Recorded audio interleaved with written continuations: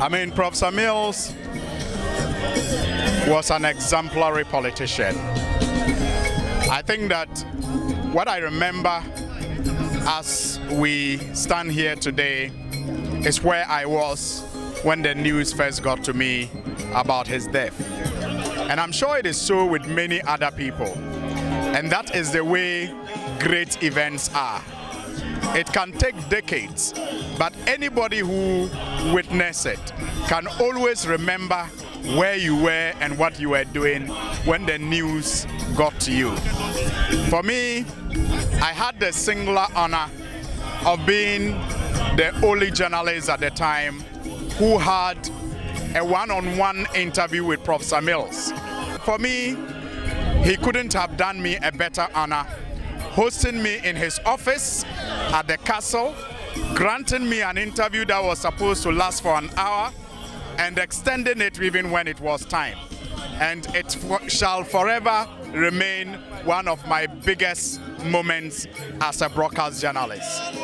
I've known Professor Mills long before he became president, especially in the sports fraternity. Thank you very much. Above all, being my family member too.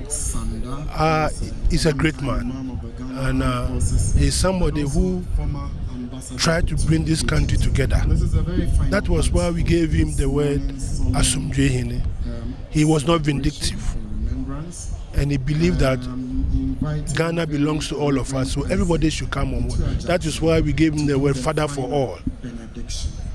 Look at what is happening today compared to his regime, and you realize that he was a man of wisdom, a man of having God as his mentor, and believed in God. So he did what God asks us to do as human beings. I remember him for his fortitude. I remember him for the good legacy that he has left behind for us, that today we are remembering him. General Secretary of the Minority Caucus, Mr. Johnson Nasedu Inketia, spoke on the relationship between the late President Atta Mills and the media under his administration. Fantastic, if I want to put it in one word.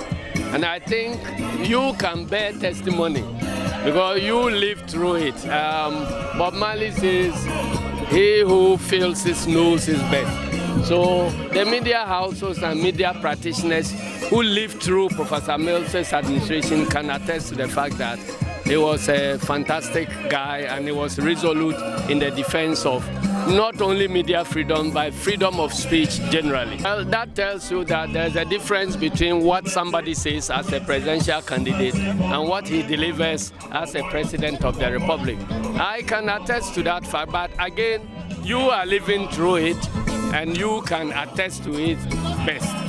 You live through all the regimes, and I think that what is happening now can only be comparable to Ghana during the revolution, where obviously there was no media freedom. I'm not sure you are implying that accidents too can be blamed on presidents.